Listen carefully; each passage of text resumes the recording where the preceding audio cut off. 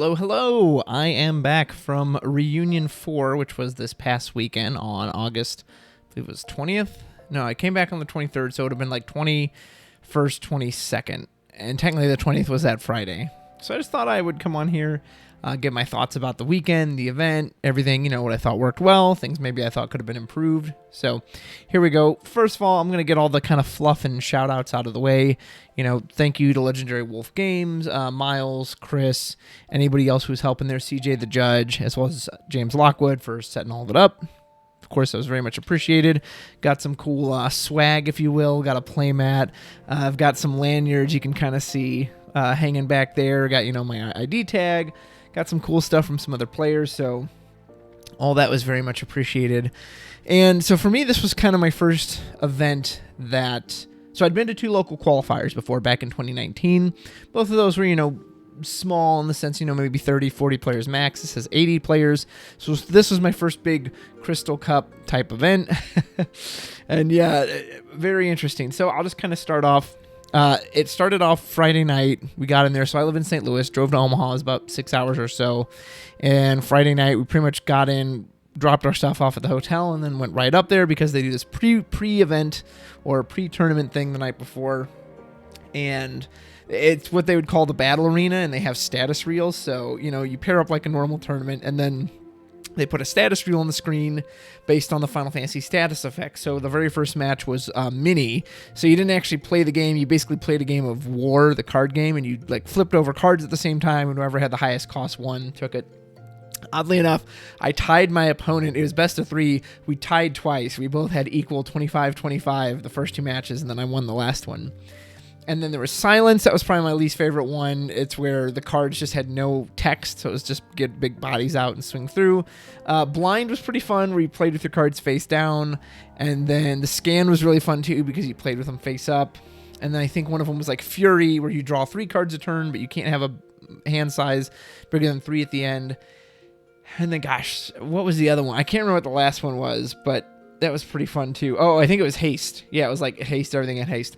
But so this guy, this was the MVP. So if you didn't see it on the Facebook page, I actually won that tournament. I went 6-0. I was a grand prize winner, and it was all thanks to Golbez here. So I whipped this deck together, I think the day before I left. It was just kind of like a fun idea. I was like, I'll throw a Golbez deck together.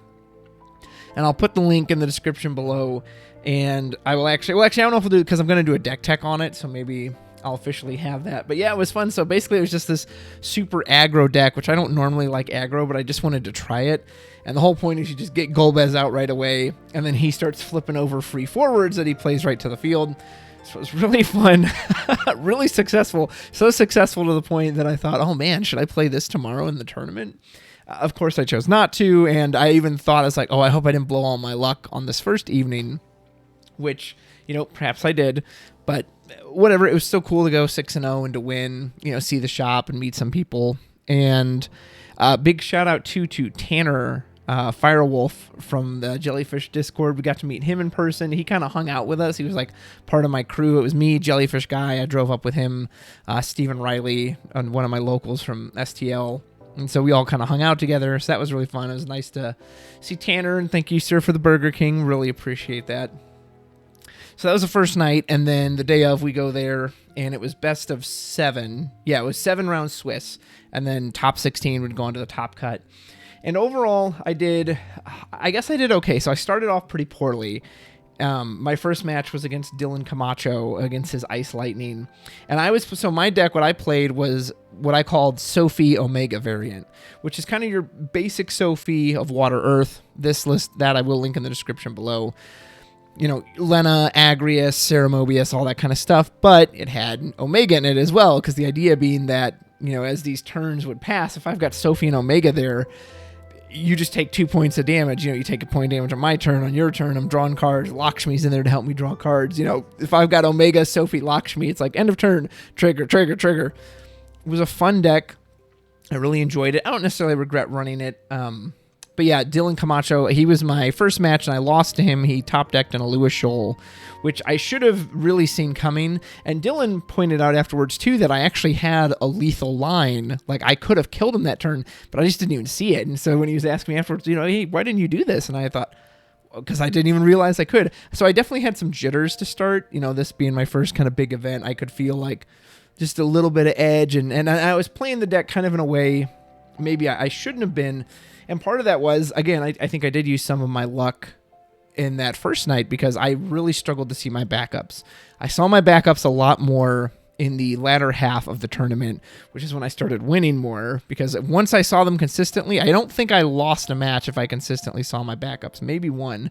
But overall, so my overall record was 4-3, but I started off like after lunch, I was 1-2, and then I lost my first match after lunch. So I was 1-3. So I'm like, oh my God, like I'm just doing terrible. I just don't have it today. And then luckily I got those last 3. So I was able to pull it back. And in particular, I again, as I settled down and got relaxed, I remembered what my deck is supposed to do. And I've had a really proud moment where I could have gone in for a point of damage, but I really thought about my opponent's playing a haste deck. They're playing, fire backups that make it so I can't block. He could very easily punish me here if I swing in. It's I think I need to just be patient, let Omega do his work. And he certainly did. I really love this card.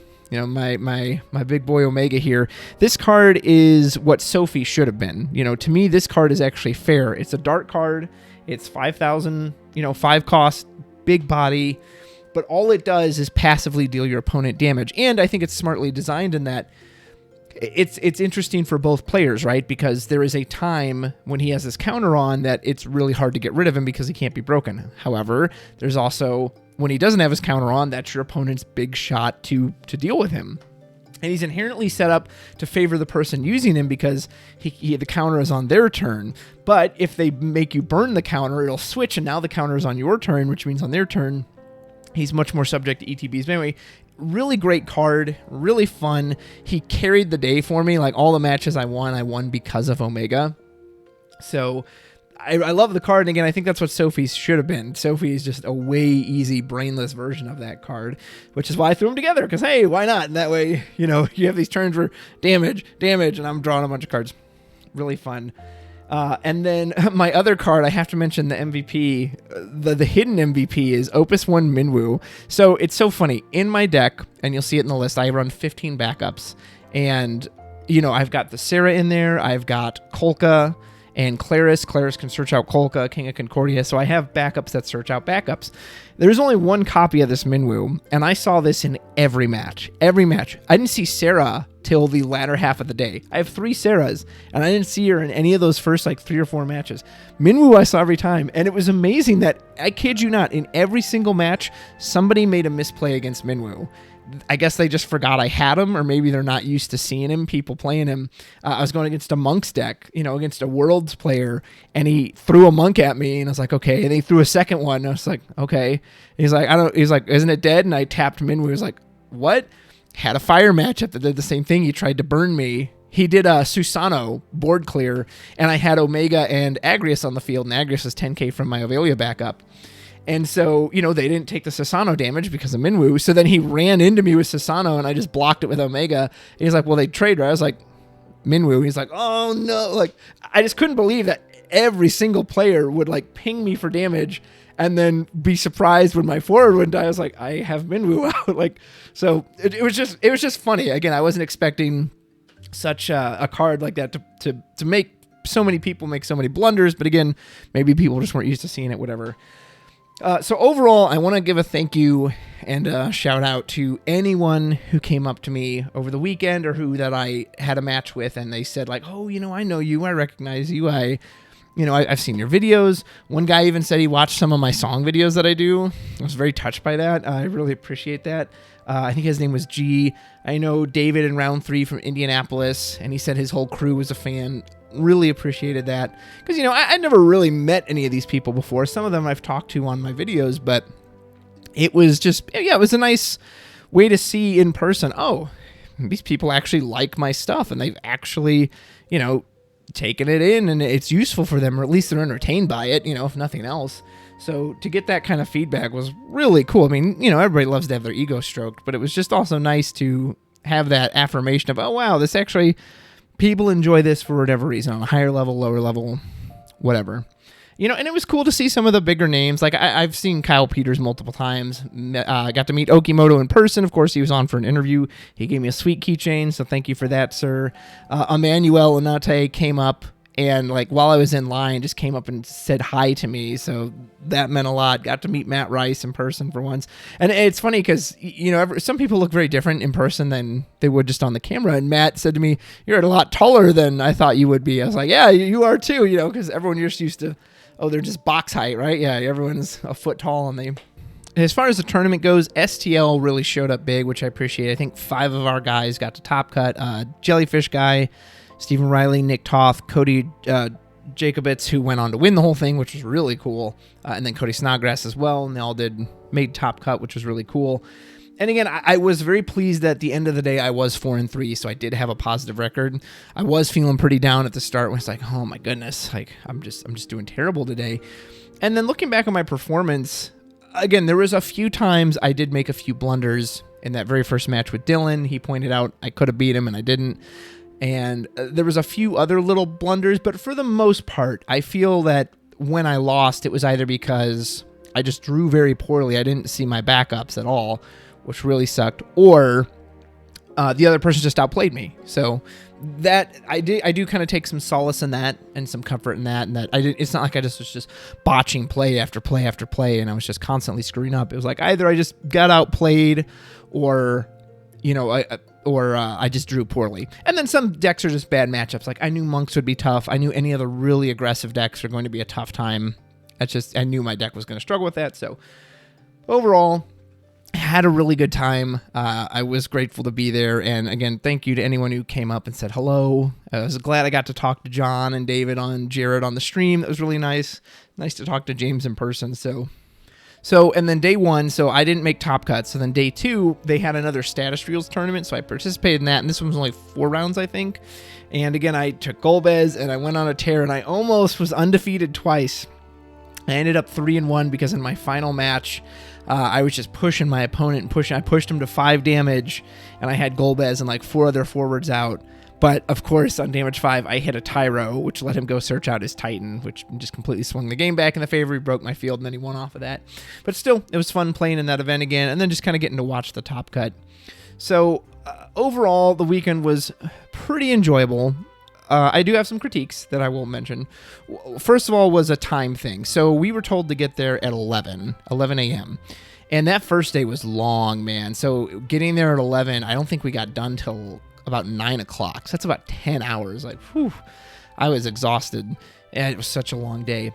The thing was, though, the tournament didn't start until 12:45. So I wish that had been made clearer. But again, we were told, hey, no, you should get here at 11. But I already had my deck list filled out and everything, so I pretty much didn't do anything. I just kind of sat around for an hour and 45 minutes, which kind of just gave me time to be nervous. So I wish I could have slept in later, or I could have just relaxed at the hotel room or something. If we weren't going to start till 12:45, I wish I had known that, so I could have said, hey, I'll get there at 12:30, because all I got to do is get there, get my badge, turn my list in, and I'm good to go. So I wish it had either been clearer when it was going to start, or again, just been clear, hey, the store opens at 11, you can get here that early, but we're not actually going to start till 12:45.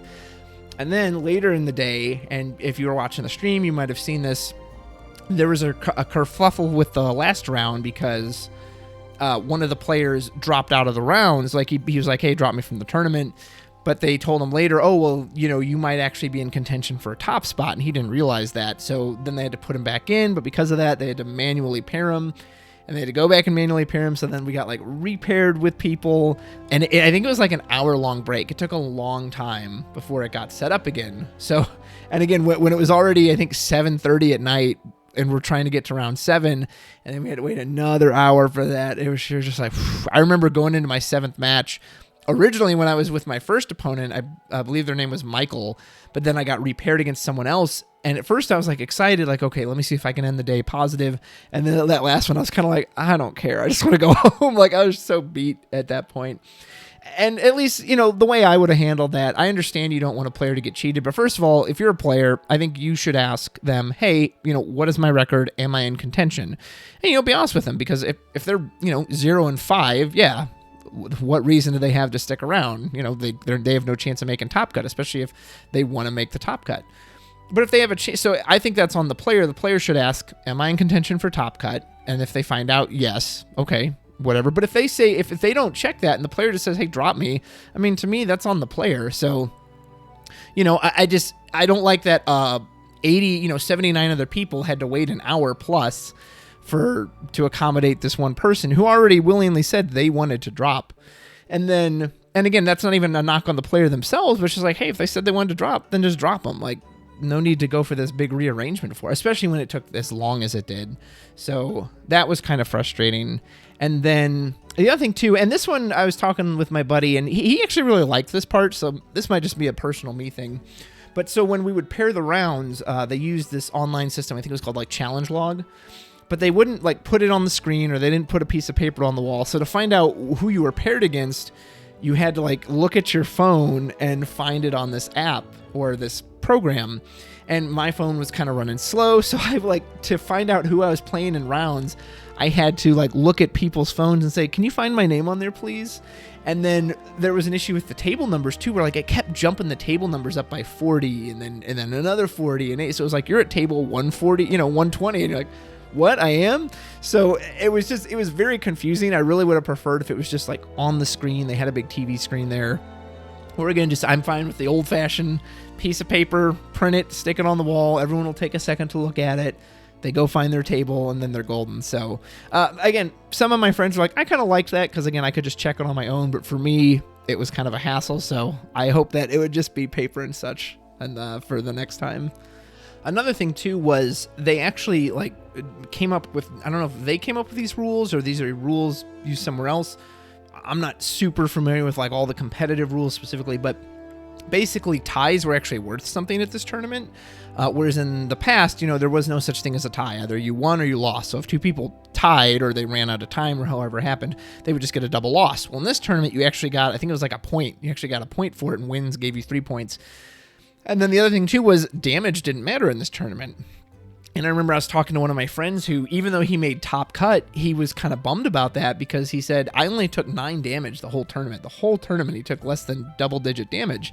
And he was like, well, that very much could have affected the seeding and, who I played first. So he was kind of bummed that, the day of, they're like, actually, we're going to do this other thing. So that's something I wish would have been said ahead of time. If you're going to use a system like that, just the more information you give people ahead of time, the easier it is to swallow, the more they're okay with it. And then another thing too was I didn't make the top cut, so this is just what I heard. But with the prizing too, that some people didn't get the prizes they thought they were going to get. Apparently, there were some new prizes that were donated. I know they donated a Switch for second place that came from someone at the mall, I believe. But then other players didn't get the prizing they thought they were going to get. So, and again, that's just another thing. Like if you tell people you're going to give them something, you should stick by what that is, or at least explain why. I don't recall hearing like an announcement of, hey, we're going to change this and this because of such and such. So anyway, I didn't make top cut, but that's what I heard. And then this isn't really tournament related. It's kind of just a weekend thing. And I was thinking as I was driving back, because did I have a good time? Yes, I absolutely did. Would I go again? I have to be honest, I don't know. And part of that is because when I go on vacation, I kind of want to relax. I would love some time to just lay on the beach and read, or even just like lay in my hotel room and not do anything. And, there's nothing relaxing about this weekend. You're pretty much go, go, go, go, one tournament after another. And especially that Saturday. Gosh, that Saturday was so long with the Swiss. So as I was riding back in the car, I was kind of mulling it over. I was like, well, I had a good time, but man, and then now I've got to go right back to work the next day. So I was like, I almost wish either I had more time off work or that, I don't know, maybe that's just something I'll have to consider if I ever want to go to another reunion or a Crystal Cup or whatever in the future, is that it's not really a relaxing weekend. And, when you're feeling competitive, of course I wanted to win. I didn't think I actually would, but I would have loved to. I would love to have made top cut. That stuff's stressful. You want to perform well. You feel like you're kind of on a time crunch. You're anticipating what people are playing. So again, this isn't anything specific to like reunion. It's just an idea of like, is this how I would want to spend a weekend, kind of stressing out over this tournament? I don't know. I'd have to think about it. And, yeah, and it was a long drive for us too. Obviously, a lot of people flew in, but anyway, those are kind of just my thoughts on it. I did have a really good time, especially meeting a lot of people I haven't gotten to meet before. So, thank you for everyone who helped put it on. I did really enjoy it. If there is another one or Crystal Cups in the future, maybe little things people could work on. Always happy to see improvement. But otherwise, had a good time, and I was so glad I got to meet folks. And yeah, it was a very unique experience. I would recommend anyone who hasn't gone to one of that size, at least go and try it. See if you like it for yourself. Maybe you'll feel a little like I did, and you're like, I kind of wish I had a vacation where I was like relaxing more. Or maybe, you'll just live for that thrill of the competition. And that was the thing too. That was one final note I'll say, is that competing itself was fun. It's always the waiting part that's the worst for me. It's like when I'm playing the matches, like after that first match with Dylan, I just wanted to play again. I was like, get me right back in there. Put me back in, coach. I want to try and win my next match. That part was very exciting. So yeah, it was when you were just sitting around like, okay, come on, let's get started. Anyway, thanks again to Legendary Wolf Games and James and anyone else who, came up, said hello, and helped put the event on and helped work to make R4 what it was. So appreciate it very much. Hope you all are doing well, and I'll have some deck techs and such coming out soon. This took up a lot of my time and attention, so I've been really focused on it the past couple weeks, but I can finally kind of start doing some more Opus 14 content, so I'm looking forward to doing that. But that is all. I hope you enjoy. And hey, if you went to R4, let me know in the comments below. What did you think? Did you have a good time? Favorite match you had, or favorite card you saw, or something that just really beat you up? I don't know. Let me know, and I will see everyone later. Take care.